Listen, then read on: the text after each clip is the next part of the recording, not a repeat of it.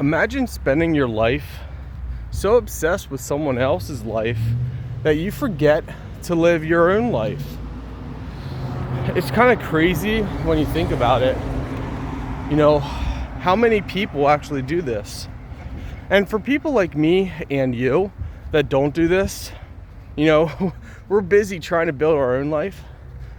We don't understand. But there are so many people out there that follow me, follow my mom, follow other influencers. Total distance 1 mile. And they troll them, they say rude things, they make stuff up because that's their life. So they're so busy focused on me, my mom, and other people that they're not living their own life. They're living a shelled version of a life. Because when you put so much time, so much effort into negativity and trolling others, you are absolutely draining the good in you. You're draining the positive in you. You're draining the life that Christ has for you. And I see it so often. So many people, they focus on one person, and this person that they're so focused on, like, it, in a way, it makes me sad. Sometimes I laugh at it, but most times I just feel bad for the people that are negative, because you are draining your life over somebody else when you should be focused on your life, focus on bettering you for the people around you, focus on bettering your life, growing, changing, evolving, losing weight, getting healthier, saving money, building wealth, building your relationships. And what these people don't understand is the trolls and the negative people of the world, that rubs off into their own lives. They get kicks, they get highs from it, because as we know, misery loves company. Swamp things love swamp things. But it's affecting them for the rest of their lives. You know, some people will go to their grave being nothing but negative, being nothing but hurtful, being nothing but hateful. And I just think to myself, what a wasted life. I can't imagine wasting my life over somebody else because I'm so fixated on maybe they have something I don't. Maybe they're better looking than me. Why am I going to fixate on somebody else for whatever reason when I can fixate on myself to affect me and to affect the people around me? I can better me for the me-we. I can better me with my health, with my finances, with my relationships, because then that trickles down to the people that are in my life. So for me to spend even 5 minutes, you know, bringing somebody down on the internet especially, or in person or whatever, it's like, that doesn't benefit nobody. That doesn't get anybody nowhere. I mean, especially, you know, see, the trolls and this stuff, they think that they're hurting people. But what they don't realize is they're hurting themselves far more than they're hurting the people that they're being negative towards. Because you can't get that time back that you spend being negative. You'll never get that time back. That time is gone. So, to those who are negative, and there's no benefit to being negative, and that's the, you know, the sad thing. If you spend time being positive and being a good person, you can't get that time back, but there's benefits from it. It makes you feel good. It makes the person that you're lifting up feel good. It makes God feel good. Sure, it makes the demons angry. Sure, it makes Satan mad. Sure, it makes other people that are trolls angry. But you get something from it. The highs that people get from being negative or being a troll, it's the best way to describe that is the highs that they would get is like your favorite food or your favorite snack. Let's say double cheeseburgers from McDonald's is your favorite snack or food. It would be like you going and ordering 10 double cheeseburgers because that's your favorite thing and you eating it all at once. Yeah, you enjoy it, but it's a short-lived enjoyment. After that, there's no enjoyment. After that, you feel sick and it doesn't become an enjoyment. But if you would just get one and enjoy it, you would maybe still be a little hungry, but you would be able to enjoy it a lot better, a lot more. Well, these trolls are getting this high, this kick. They're going so hard, so full force into being negative that, yeah, they're getting that temporary joy, but then they got to wake up to reality. They got to wake up to a broken marriage. They got to wake up to a broken finances. They got to wake up to health issues. And at the end of the day, this time spent being negative towards others could be time spent changing your life. And here's the great thing. Here's the beautiful thing about life. If you have health problems, you can do stuff to reverse it. There are things that you can do despite what many doctors say. If your financials are in ruin, your finances are shot, there's things that you can do to turn it around. But the thing is, all good things take time. So it takes time. And most people, it's quick and easy to be negative. It doesn't take time. You can instantly go anywhere and be really rude and be really negative to somebody. But it takes time to do the things that are right, to do the positive things, to do the things that we know we ought to do. So my friends, at the end of the day, whatever you choose in life, if you choose to be a negative person, just know you're hurting yourself much more. And here's what I want everyone to do who is a positive person, but negative people kind of, they try and bring you down. Whenever someone's rude or negative or says something related, this is what I want you to remember. Remember the good in your life, the positive. Remember the things that actually truly matter, because a negative tongue means nothing. They're like chaff in the wind. They are nothing, or chaff, whatever. As the Bible says, those words, they're nothing. They mean nothing because they're empty. Positive words, kind words, words of gratitude, words that come from a humble person are as heavy as they can be. They have weight to them. They have value. So when the negative people come, think of the positive in your life. Because I know a lot of people, I've been doing YouTube since 2009. I've heard it all. I've seen it all. Literally, I've seen and heard it all. And I've come to realize my worth. My foundation is built in Jesus Christ, my Lord and Savior. And so even if my walls are destroyed, I know where my value comes from. For example, there was somebody that we know that my mother has known for a long time, and she's always kind of messed up her life. This person that left a troll comment saying about, so I did a video, I was recording a product review. So on my review days, so I have review days where I review like 30, 40 items at one time. So our home where our review gets quite messy. So in my video, this person commented and said, "Hoarder house, how can you live there?" And we know who she is. We know, her life has completely been chaos for a very long time.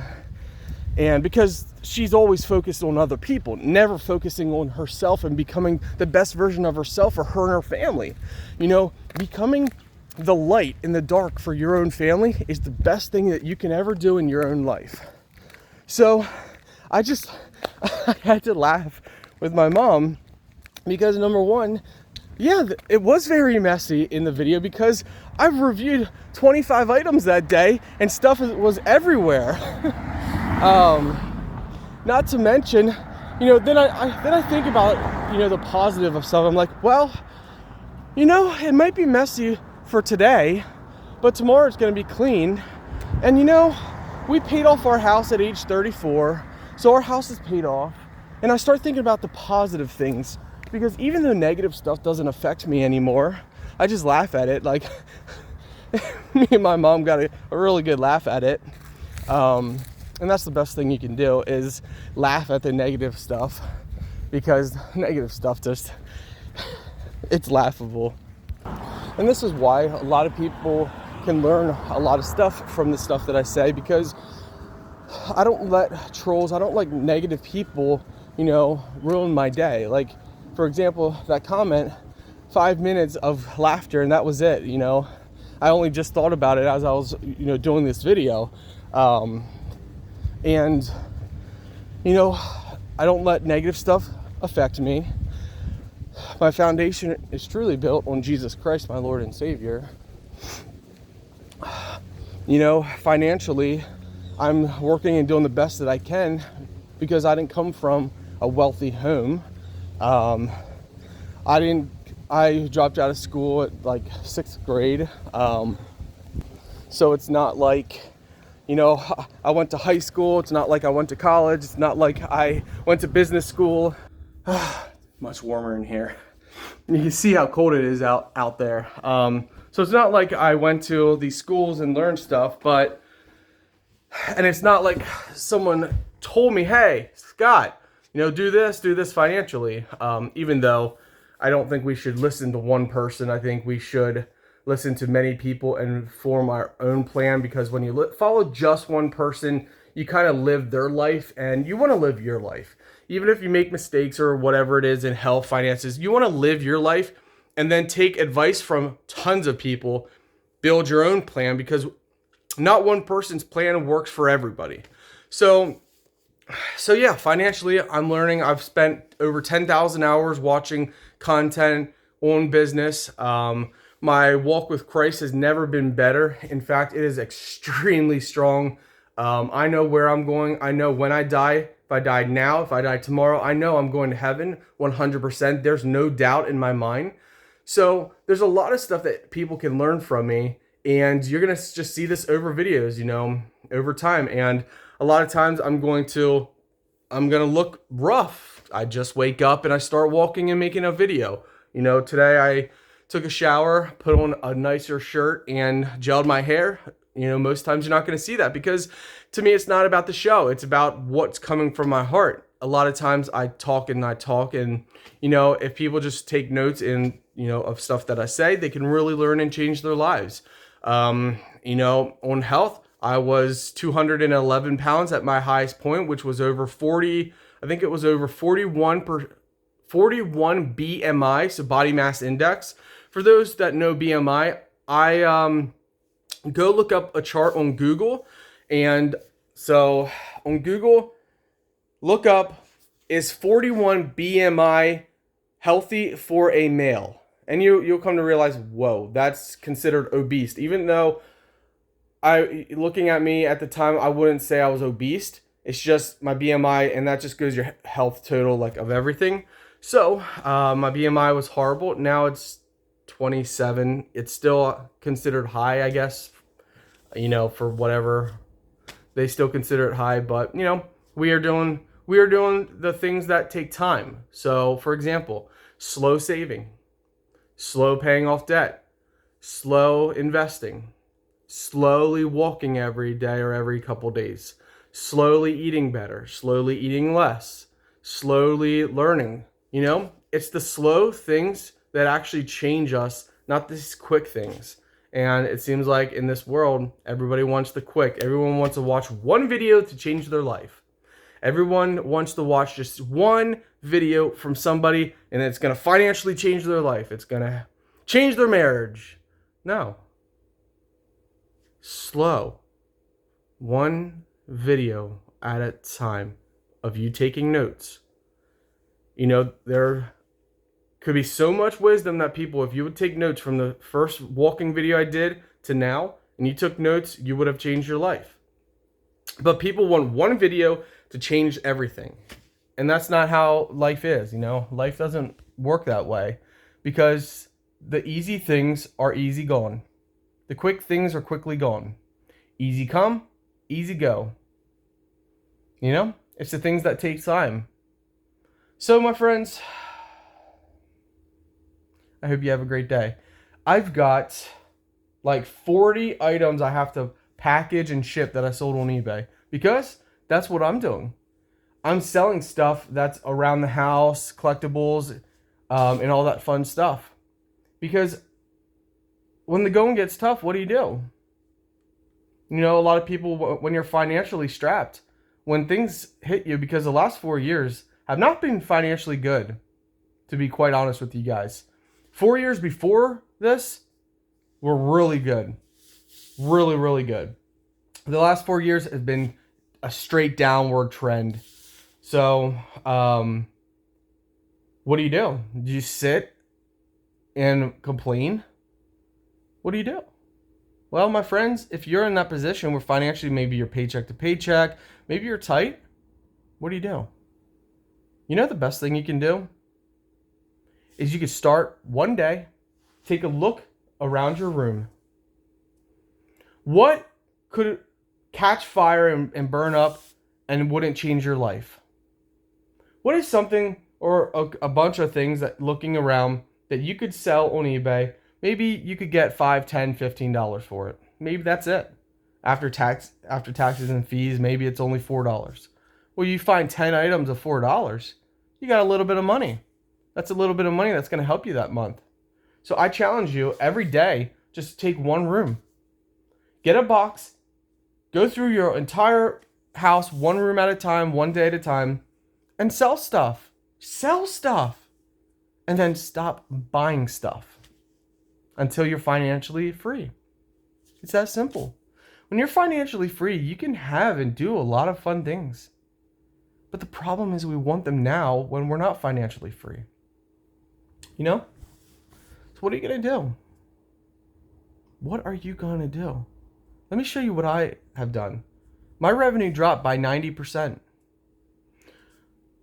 within 3 months. And in those 3 months, my foundation was shaken to its core by things I could not have controlled. Revenue dropped by 90%. Our monthly bills increased by like $600 plus, and that's maintaining still $600 plus, and that's out of my control. Had an almost $4,000 Jeep bill for repairs that I thought was going to be $1,200. My wife had some doctor bills and related, which were over, I think it was over like $1,400, $1,500, all in 3 months. And of course, then I have my business that I'm running. And with revenue dropping 90%, I still have my business and expenses and taxes. Quarterly taxes are a couple thousand every quarter. So even though my revenue dropped, you know, I still got to pay. So there's a lot of things. So what I did was I said, okay, am I going to sit around? No, I stopped. You know, I'm a kind of person that doesn't like having idle hands. So I'm working hard. I found other ways to make some $10 a month here, $5 a month there, because everything adds up. A penny on the ground is a penny found that you didn't have yesterday. So, you know, make income wherever you can. So, with that being said, I'm like, you know what? I've used to sell on eBay from time to time. I'm going to start doing that, and I'm going to do that part-time on top of my other stuff. Yeah, it takes a lot of time. Like, I got 40 items I got to pack. That's going to take me 6 hours to go through the listing, put the address down, package the item, get it ready to shipping, do all that for all 40 plus items, take it to the post office and come back. It's going to take me probably, I mean, if depends on the hardness of it. If it's a simple item that I can put in a really small envelope or something, it won't take as long, but probably 3 to 6 hours total time. And that's time that's taken away from everything else. But you know what? You do what you got to do, my friends. You do what you got to do. So what are we doing? This is a box full of cassette tapes. Are there any value in here? I don't know, but we're going to do one by one. We're going to search one by one. We have trading cards. We have old coins that we've had. We're going to search one coin one by one.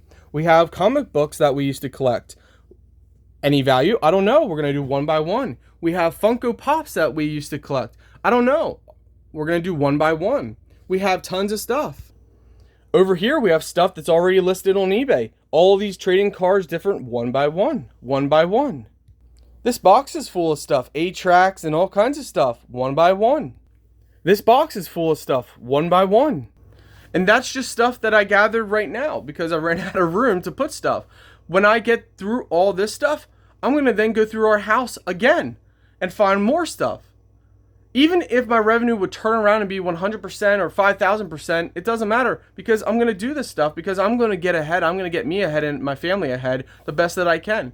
So when that stuff sells, then I'm going to go through the entire house again and again and again and again and again. What are you going to do when times are tough? Are you going to go through your house and find things? Maybe it's $1, but you find 100 things for $1. There's $100 that you got. $100, and you say to yourself, well, in this economy, $100 ain't much. Well, let me tell you, with that kind of mindset, you're right. If you have that kind of mindset that you say $100 isn't much in this economy, you're right. $100 will never be enough for you. $500 probably wouldn't be enough for you. But for somebody like me that can take $100 and say, you know what? Because my wife is thrifty, she can go to the grocery store and spend $75 and get just the essentials of what we need. Guess what? We got money left over from that $100. You know, now it's just me and her. But my point is, you can take any amount of money and use it for your benefit, for your good, if you choose to. You got to stop viewing life in a lens of, well, this ain't enough. I don't have enough. This not. Okay, if you don't, then get enough. Work hard, put overtime, seek ways, make money on Etsy, eBay, Amazon, TikTok, YouTube, go Instagram, Twitter, aka X, make a blog, I don't care, crochet or whatever that is, make bracelets, whatever you have to do to make some money, do it. And you say, well, I don't know where to start. My friends, we live in the best age possible where you can go to YouTube, www.youtube.com, and searching, how do I make bracelets? How do I start an Etsy store? And the information is free. The problem is in this world is it takes work, time, money, effort, blood, sweat, tears. But you can do it. I have faith that you can do it.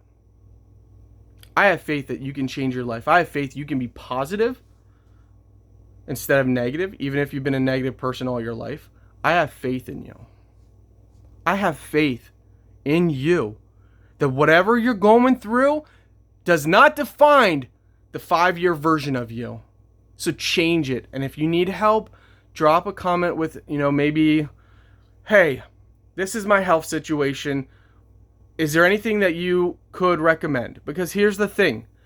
And I tell my mom too, it's like the other day my mom said, Scotty, how old do you think I am?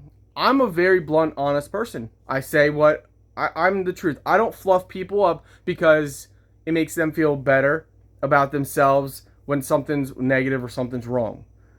Now, if someone says, hey, I really love this sweater, do you like it? And I'll say, yeah, it's a nice sweater. I won't, I'm not going to degrade people. If someone really enjoys something, then I'll but if they say, Scott, I want your opinion. Is this sweater make me fat? Does this sweater make me look ugly? Does this sweater look nice on me? And I'll be like, that color's kind of pukish, but I like the sweater. The color just doesn't line up. I think you would look beautiful in brown or in green, whatever. The point is, I'm going to be honest with you guys. I'm not going to fluff things up for you guys like other people try and do. I don't care because that benefits nobody. It's like something Gary Vaynerchuk says, kind candor. Be kind with people on the stuff that's hard. So to answer someone's question, I'm going to be kind with you, but it might not be what you want to hear. So if you want to learn something, drop a comment, but I hope you guys have a blessed day.